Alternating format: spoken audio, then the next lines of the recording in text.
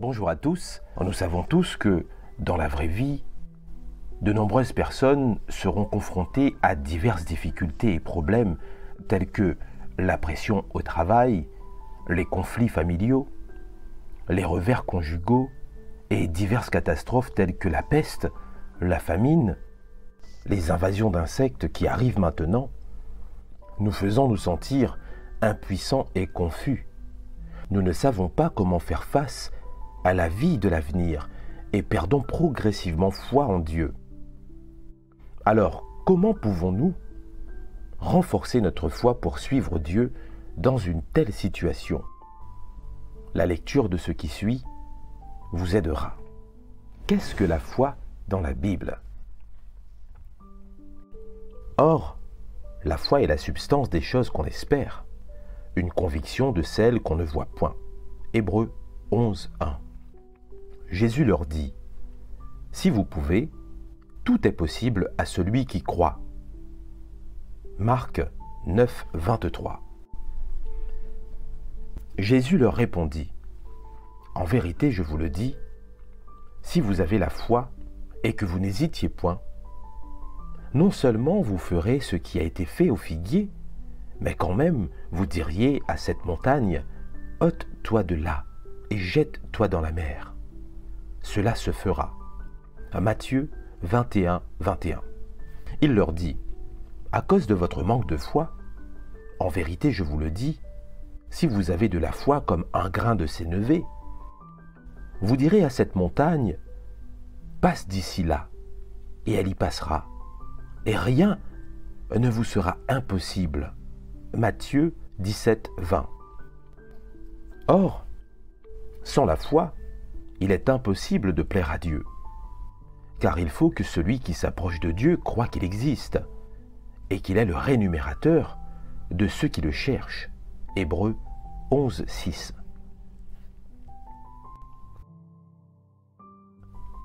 Pour nous, nous ne sommes pas de ceux qui se retirent pour leur perte, mais de ceux qui gardent la foi pour sauver leur âme.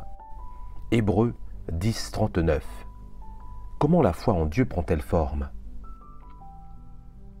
Que 1000 tombent à ton côté et 10 000 à ta droite, tu ne seras pas atteint.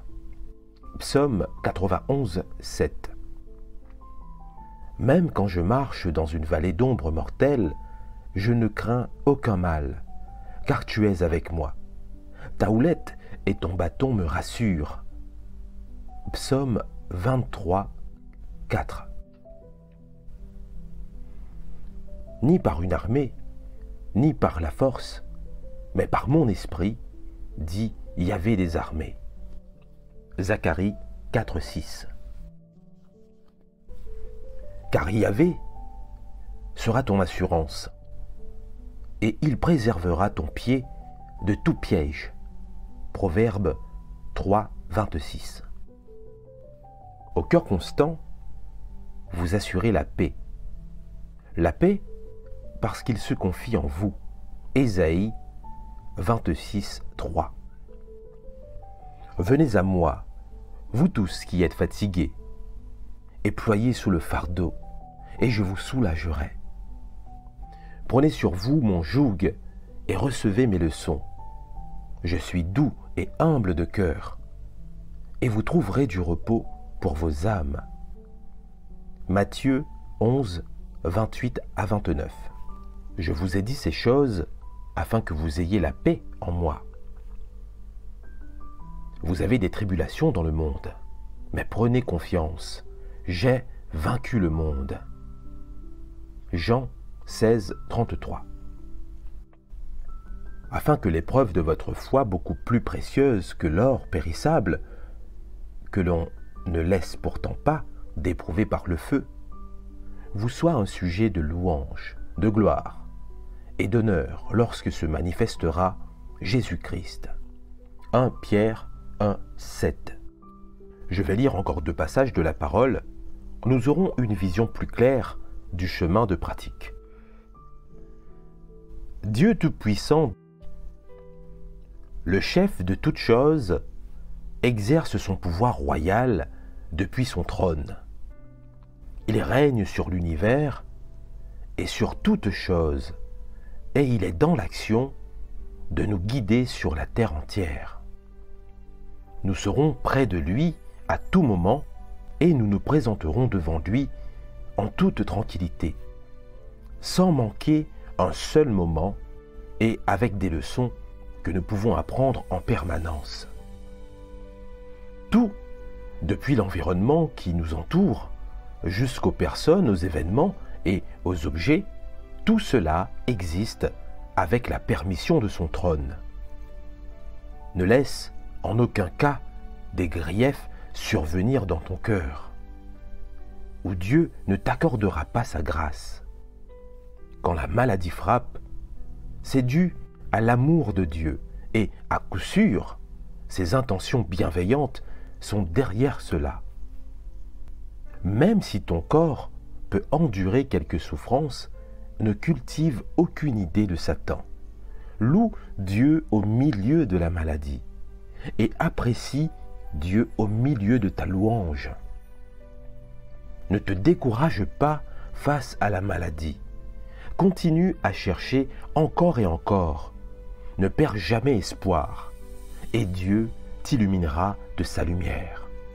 À quoi ressemblait la foi de Job? Dieu Tout-Puissant est un médecin tout-puissant. Demeurer dans la maladie, c'est être malade, mais demeurer dans l'esprit, c'est être bien. Tant qu'il te restera un dernier souffle, Dieu ne te laissera pas mourir. Nous avons en nous la vie ressuscitée du Christ. Indéniablement, nous manquons de foi en la présence de Dieu. Que Dieu nous donne une vraie foi, vraiment douce par la parole de Dieu. La parole de Dieu est un médicament puissant. Elle couvre de honte les démons et Satan. Comprendre la parole de Dieu nous donne un soutien. Sa parole agit rapidement pour sauver notre cœur. Elle dissipe toute chose et apaise tout. La foi est comme un pont à tronc d'arbre unique. Ceux qui se cramponnent totalement à la vie auront du mal à la traverser. Mais ceux qui sont prêts à se sacrifier pourront traverser d'un pas assuré et sans inquiétude. Si les hommes nourrissent des pensées timides et craintives, c'est parce que Satan les a dupés, craignant que nous traversions le pont de la foi pour entrer en Dieu. Satan essaie par tous les moyens possibles de nous communiquer ses pensées. Nous devons à tout moment prier pour que Dieu nous illumine de sa lumière. À tout moment, compter sur Dieu pour purger le poison de Satan qui est en nous.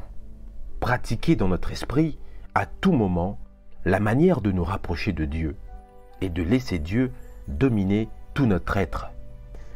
Durant les épreuves, il est normal que les gens soient faibles, qu'ils aient de la négativité en eux, ou qu'ils manquent de clarté au sujet de la volonté de Dieu ou de leur voie de pratique.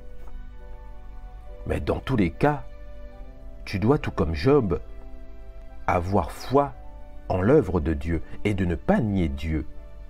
Bien que Job fût faible et qu'il maudit le jour de sa naissance, il ne nia pas que toutes les choses dans la vie humaine ont été accordées par l'Éternel et que l'Éternel est aussi celui qui les reprend toutes. Peu importe la façon dont il a été testé, il a maintenu cette croyance. Dans ton expérience, peu importe l'épurement que tu subis à travers les paroles de Dieu, ce que Dieu exige de l'humanité, en un mot, c'est sa foi en lui et son amour pour lui.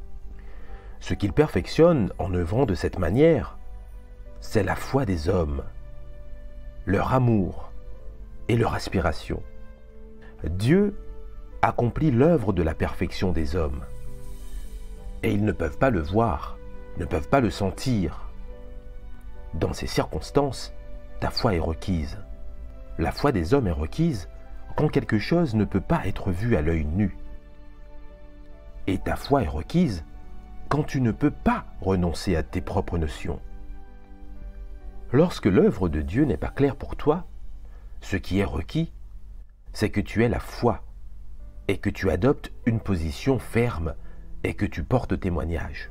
Quand Job atteignit ce point, Dieu lui apparut et lui parla. Autrement dit, ce n'est que par ta foi que tu pourras voir Dieu.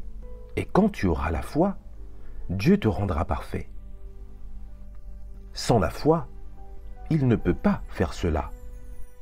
Dieu t'accordera ce que tu espères gagner.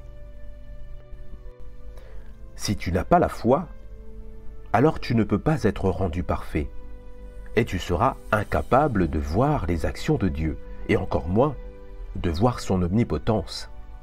Lorsque tu seras convaincu que tu verras ses actions dans ton expérience concrète, alors Dieu t'apparaîtra et il t'éclairera et te guidera de l'intérieur.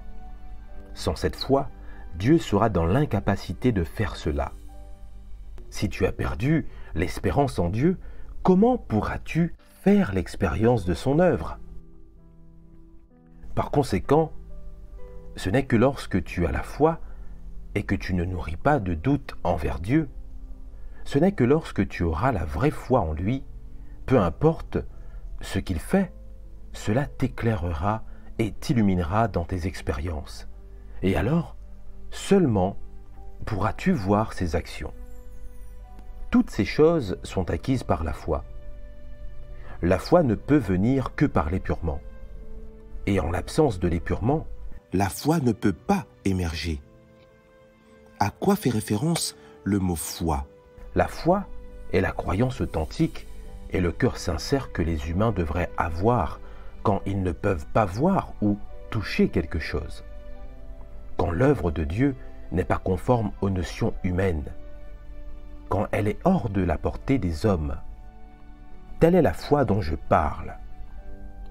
Les gens ont besoin de la foi en temps de difficulté et d'épurement. Et l'épurement vient avec la foi. La foi et l'épurement ne peuvent être dissociés. Peu importe comment Dieu œuvre, et peu importe ton environnement, tu es capable de poursuivre la vie et de chercher la vérité et la connaissance de l'œuvre de Dieu. Tu as une compréhension de ses actions et tu es capable d'agir selon la vérité. Agir ainsi, c'est cela, avoir une foi authentique. Et agir ainsi montre que tu n'as pas perdu ta foi en Dieu. Tu ne peux avoir la vraie foi que si tu es capable de toujours poursuivre la vérité à travers l'épurement, que tu es capable de vraiment aimer Dieu et que tu n'acquiers aucun doute à son sujet.